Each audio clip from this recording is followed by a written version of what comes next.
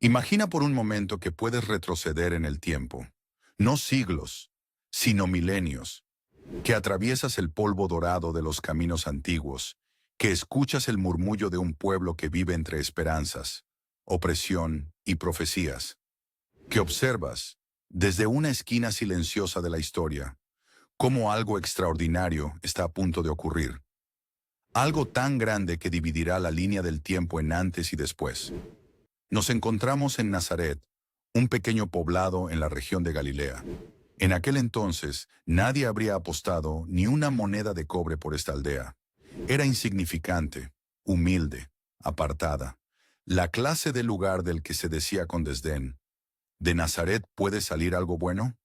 Pero a veces, lo más grande nace precisamente en lo más pequeño. Nazaret está tranquila. El sol de la tarde acaricia los tejados de barro.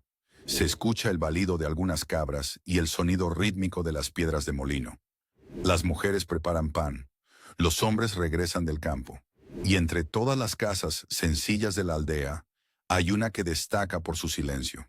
Dentro de ella está María, una joven, prometida en matrimonio a un carpintero llamado José.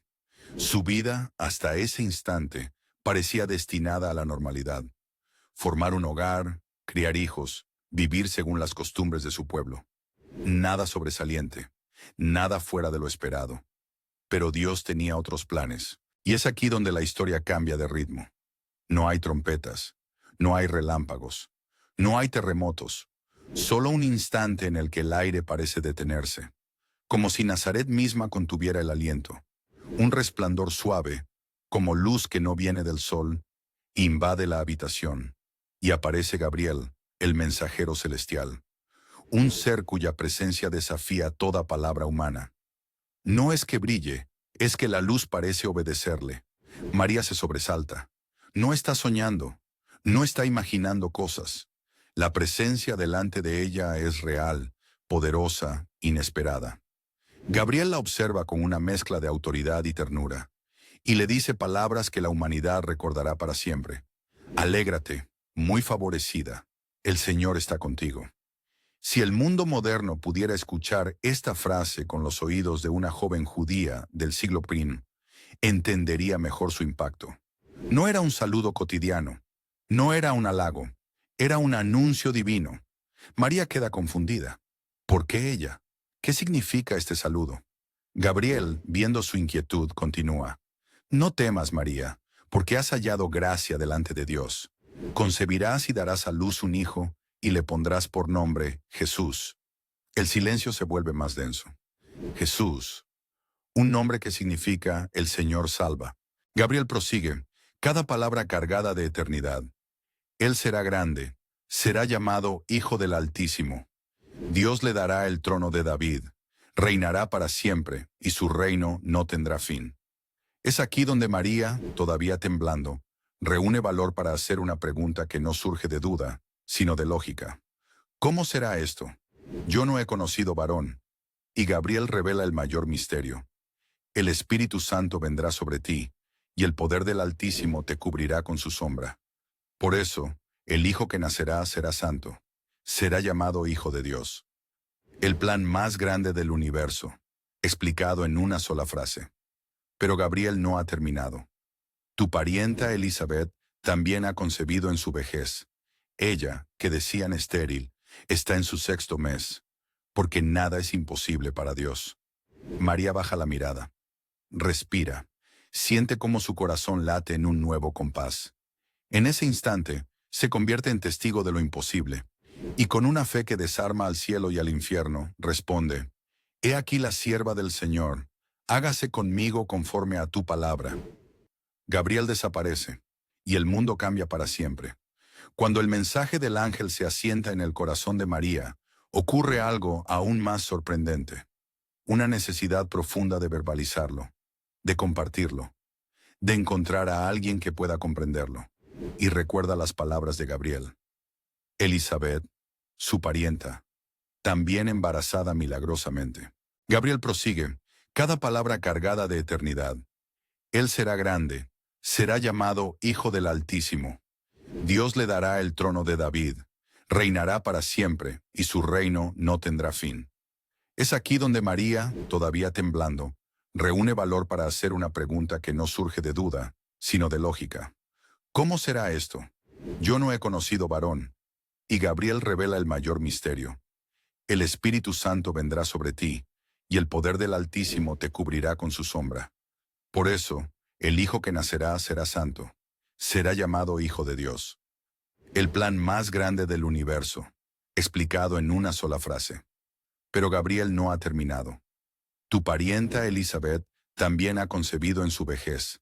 Ella, que decían estéril, está en su 6º mes, porque nada es imposible para Dios. María baja la mirada. Respira. Siente cómo su corazón late en un nuevo compás. En ese instante, se convierte en testigo de lo imposible. Y con una fe que desarma al cielo y al infierno, responde, He aquí la sierva del Señor, hágase conmigo conforme a tu palabra. Gabriel desaparece, y el mundo cambia para siempre. Cuando el mensaje del ángel se asienta en el corazón de María, ocurre algo aún más sorprendente. Una necesidad profunda de verbalizarlo, de compartirlo, de encontrar a alguien que pueda comprenderlo. Y recuerda las palabras de Gabriel. Elizabeth, su parienta, también embarazada milagrosamente. Esa misma semana, María empaca lo esencial, se envuelve en su manto y emprende un viaje de casi 130 kilómetros hacia las montañas de Judá. No es un trayecto sencillo. Son días de camino, subiendo y bajando colinas, cruzando senderos polvorientos, aprovechando caravanas de viajeros para no andar sola. Pero en su interior es como si caminara guiada por una certeza que crece paso a paso. Al llegar, María toca la puerta de la casa de Zacarías y Elizabeth. Lo que ocurre a continuación es uno de los momentos más misteriosos y hermosos del Nuevo Testamento. María apenas dice, Elizabeth, soy yo. Y de pronto, dentro del vientre de la anciana, el bebé, Juan, el que será llamado el Bautista, salta de manera inusual. No es un simple movimiento fetal. Elizabeth lo sabe. Es un salto de gozo, como si el niño reconociera la presencia del Mesías aún no nacido. Elizabeth queda llena del Espíritu Santo. Sus ojos se llenan de lágrimas. Su voz se vuelve potente y declara, Bendita tú entre las mujeres y bendito el fruto de tu vientre. ¿Y cómo es esto? Que la madre de mi Señor venga a mí. María queda inmóvil. Ella aún no había contado nada. Y sin embargo, Elizabeth lo sabe, lo siente, lo proclama. Bienaventurada la que creyó, porque lo prometido de Dios se cumplirá en ti. La escena, vista desde fuera, parece sencilla. 2 mujeres abrazándose, riendo, llorando. Pero desde arriba, desde la perspectiva del cielo, es una reunión profética. Es el encuentro de los 2 bebés más importantes de la historia, el que prepararía el camino y el camino mismo. La emoción es demasiado grande, el gozo indescriptible. Y es entonces cuando María comienza a hablar, o mejor dicho, a cantar. Sus palabras, conocidas como el Magnificat, no son solo poesía, son una explosión de fe, un eco de antiguas profecías, un susurro que atraviesa el tiempo. Mi alma magnifica al Señor, y mi espíritu se regocija en Dios, mi Salvador. No habla como una adolescente común, habla como una profetisa, como alguien que percibe que está en el centro del plan divino, porque ha mirado la bajeza de su sierva. Desde ahora todas las generaciones me llamarán bienaventurada. Mientras ella habla, Elizabeth se sienta, silenciosa, escuchando. Zacarías observa desde un rincón, todavía mudo por su incredulidad inicial, pero profundamente conmovido. María continúa. El poderoso ha hecho grandes cosas por mí. Santo es su nombre. Su misericordia es para siempre con los que le temen. Cada frase parece construir un puente entre el pasado y el futuro. Habla del Dios que derriba poderosos y exalta humildes. Del Dios que alimenta al hambriento y deja vacío al soberbio. Del Dios que cumple sus promesas a Israel. Su voz es firme, su rostro iluminado, su corazón alineado con el propósito más grande jamás asignado a una mujer. Es un canto que no solo proclama gratitud, sino revolución espiritual. Una revolución silenciosa que transformará al mundo sin levantar una espada.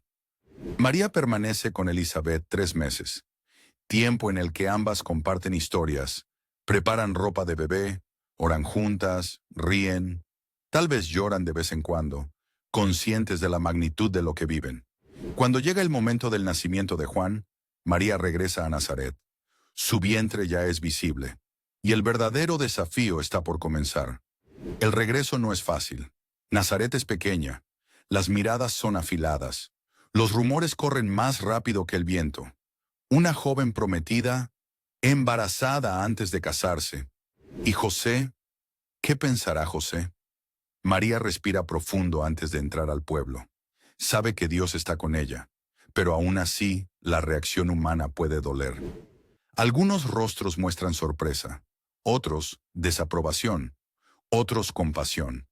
Nadie lo dice en voz alta, pero todos piensan lo mismo. ¿Qué ha ocurrido aquí? María, sin embargo, camina con la frente en alto. Sabe lo que carga, sabe a quién carga, pero la persona más importante que debe saberlo es José. Ella imagina ese encuentro una y otra vez, pero nada la prepara para su mirada inicial, mezcla de desconcierto, dolor y silencio. Él no entiende, él no puede entender aún, y es aquí donde esta historia, que hasta hoy ha fluido con suavidad celestial, da un giro tenso y humano, porque antes del nacimiento del Salvador, antes de los ángeles, antes de los pastores, antes de la estrella, hubo un corazón roto. Hasta ahora hemos visto la historia desde los ojos de María, la luz, el anuncio, el canto, el gozo, la misión. Pero ahora es momento de mirar a otro protagonista, uno silencioso, humilde, pero absolutamente esencial, José, un carpintero. Un hombre trabajador, correcto, respetado en su comunidad. Su vida siempre había sido simple. Sus manos eran fuertes por la madera, sus pensamientos prácticos, su corazón estable. Su mayor ilusión en ese momento era construir un hogar con María. Todavía tenía en su memoria la primera vez que la vio. Una joven serena, amable, de sonrisa suave. Había encontrado en ella no solo una futura esposa, sino una compañera ideal. Pero un día, todo se desmoronó. María regresó de las montañas de Judá con el vientre ligeramente abultado. José sintió como si el mundo se le rompiera en dos. La amaba, pero la prueba estaba frente a sus ojos. Durante días no pudo dormir. Las noches eran largas. El taller estaba en silencio, pero su mente no. Las preguntas lo atormentaban como golpes repetitivos sobre la madera. ¿Por qué? ¿Qué pasó? ¿Y por qué ella no lo niega? José no quería exponerla al público. Según la ley, podría haberla acusado, pero él era un hombre justo y también profundamente compasivo. No quería verla humillada, ni mucho menos condenada. Así que tomó una decisión dolorosa: romper el compromiso en secreto. Sería un acto silencioso, sin escándalo, sin reproches, solo dejarla ir. Y aunque esta decisión lo desgarraba, la aceptó. Sin embargo, cuando finalmente logró quedarse dormido, ocurrió algo que cambiaría su corazón, su futuro y la historia del mundo. La noche era tranquila, las sombras se extendían sobre el taller. José dormía, extenuado por su tristeza. Y entonces, en medio del sueño, un ser brillante irrumpió en su mente como si hubiera atravesado el velo entre el cielo y la tierra. Era un ángel del Señor, una presencia poderosa pero serena. No una ilusión, sino revelación. El ángel pronunció su nombre: José, hijo de David. José sintió que su alma entera se estremecía, no porque ignorara su linaje, sino por lo que implicaba. La promesa mesiánica corría por su sangre. El mensajero continuó: no temas recibir a María como tu esposa, porque lo que en ella es engendrado es del Espíritu Santo. Estas palabras fueron como una luz repentina que reorganizó todo dentro de él. María no lo había traicionado. María no le había ocultado la verdad. María no era culpable de nada. Dios estaba obrando. Y el ángel prosigue revelando la identidad del niño. Dará a luz un hijo, y le pondrás por nombre Jesús, porque él salvará a su pueblo de sus pecados. José despertó sobresaltado. El cielo le había hablado. El plan divino que había comenzado con María, ahora lo incluía a él. Sin perder tiempo, fue al amanecer a buscarla. Sus ojos, antes apagados por el dolor, ahora brillaban con una certeza que solo puede venir de Dios. Ella lo vio llegar. Apenas lo vio, supo que algo había sucedido. José no dijo muchas palabras, solo las suficientes. María, el ángel vino a mí también. Estoy contigo, estoy con ustedes. Las lágrimas de ambos se mezclaron con sonrisas. El futuro ya no era incierto. La misión era clara. Y así comenzó el viaje de un hombre que, sin decir casi nada en toda la Biblia, mostró con sus acciones la fe de un gigante. Justo cuando la vida comenzaba a ordenarse, el mundo dio un giro inesperado.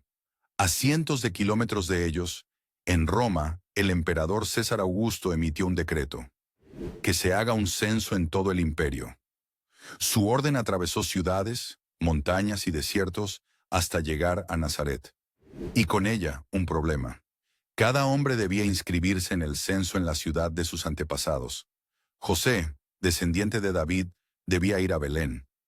Belén quedaba a unos 130 kilómetros al sur, y María, ya en el último tramo del embarazo, tendría que acompañarlo. Las familias habrían intentado detenerlos. La niña está muy cerca de dar a luz. El viaje es peligroso. Esperen unas semanas. Pero la ley era la ley. Y más aún, sin ellos saberlo, Dios estaba moviendo la historia para cumplir una profecía escrita siglos atrás. De ti, Belén de Efrata, saldrá el que será Señor en Israel. Así, una mañana, José preparó la carga: agua, pan, algunas mantas, un burro para aliviar el peso de María. Ella se ajustó el manto sobre el vientre. Respiró hondo. «Estoy lista», susurró. El camino a Belén era largo y exigente. Pasaron por valles, colinas rocosas, senderos donde la arena golpeaba el rostro. A veces avanzaban con caravanas de viajeros que también iban a inscribirse. Otras veces, solo el sonido de los pasos del burro rompía el silencio del desierto.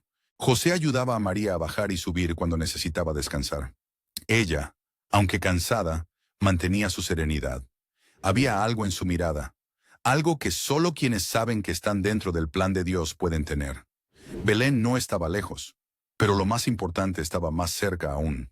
Cuando finalmente llegaron a Belén, el pueblo estaba desbordado. Viajaban personas de todas partes. No había hospedaje disponible. Las casas, los patios, los cuartos de huéspedes. Todo estaba lleno. José tocó una puerta tras otra, pero siempre recibía la misma respuesta: no hay espacio. Llegaron tarde. Todo está ocupado. Cada vez que cerraban una puerta, José miraba a María con angustia. Ella intentaba tranquilizarlo, pero la realidad era evidente. El tiempo había llegado. El niño estaba por nacer. Finalmente alguien, quizá un pariente lejano, quizá un alma compasiva, les ofreció un lugar donde, en teoría, nadie debería dar a luz: un establo. No un establo como los que imaginamos hoy, limpio y ordenado, sino una cueva de piedra o un pequeño refugio rústico donde se guardaban animales por las noches. Olía a heno, a humedad, pero también a vida. Era lo único disponible. Y allí, entre lo humilde, lo sencillo y lo olvidado, se preparó el escenario más grande de toda la historia del universo. La noche era tranquila. El cielo estaba despejado. Las estrellas brillaban con una claridad que parecía anticipar algo. Dentro del establo, María respiraba profundo. José la acompañaba, sosteniendo su mano, limpiando su frente, preparándose sin saber exactamente cómo ayudar. Y entonces ocurrió. El niño nació. La Biblia lo cuenta en una sola frase, pero el cielo entero debió estremecerse. Las manos pequeñas, el llanto suave, la vida eterna entrando en el tiempo, lo infinito haciéndose frágil. María envolvió al bebé en pañales. José buscó un pesebre, el comedero de los animales, lo limpió lo mejor que pudo y lo acercó. El Mesías, el Salvador, el Hijo de Dios, acostado sobre heno. No había médicos, no había sacerdotes, no había multitudes, solo una joven, un carpintero y un recién nacido. Pero pronto, la noche se llenaría de voces que no pertenecían a la tierra. A las afueras de Belén, unos pastores cuidaban sus rebaños. No eran hombres ilustres, no eran eruditos, eran sencillos, trabajadores, nocturnos, personas que muchos consideraban insignificantes. Pero Dios tiene la costumbre de sorprender al mundo. De pronto la oscuridad se rasgó, una luz envolvió el campo, los pastores cayeron al suelo, temblando, y en medio de la luz apareció un ángel del Señor. Su voz resonó como viento poderoso. No teman, miren que les traigo buenas nuevas de gran alegría para todo el pueblo. Hoy en la ciudad de David ha nacido el Salvador, el Mesías, el Señor. El cielo se acercó un poco más. Y esta será la señal. Encontrarán a un niño envuelto en pañales y acostado en un pesebre. Los pastores apenas podían procesar lo que oían. Pero entonces, lo imposible ocurrió. El cielo se abrió del todo, y apareció una multitud de ángeles, miles, quizás millones, iluminando la noche con un resplandor indescriptible, y cantaban, Gloria a Dios en las alturas, y en la tierra paz, buena voluntad para con los hombres. El campo entero vibró con aquel coro, la tierra escuchó, el cielo celebró, y los pastores, después de que los ángeles se retiraron, se miraron entre sí, sin palabras, y luego dijeron, Vamos a Belén, debemos ver lo que el Señor nos ha anunciado. Los pastores corrieron, atravesaron caminos oscuros, saltaron piedras, se guiaron por la luz de las casas, por su intuición, por lo que sus corazones ardían por ver. Al llegar, encontraron el establo. La luz que salía desde dentro era tenue, cálida. Entraron con cautela, y allí estaba María, José y el niño. El silencio se apoderó del lugar. Los pastores se arrodillaron. No sabían qué decir, no sabían qué hacer. Solo sabían que estaban en presencia de algo santo. Cuando lograron hablar, contaron todo lo que habían visto. Los ángeles, el anuncio, el canto, la gloria. María guardó cada palabra en su corazón. Los pastores salieron de allí transformados. Corrían por las calles, despertando a quienes podían. El Mesías ha nacido. Lo vimos. Los ángeles nos lo anunciaron. Belén entera comenzó a despertar sin darse cuenta de que esa noche el Rey del cielo había llegado. Y así, mientras el mundo dormía sin sospecharlo, el cielo ya había cumplido su promesa. No hubo coronas, ni palacios, ni ejércitos. Solo un pesebre, un llanto y una esperanza eterna naciendo en silencio. Porque cuando Dios decide cambiar la historia, no lo hace con estruendo, sino con propósito.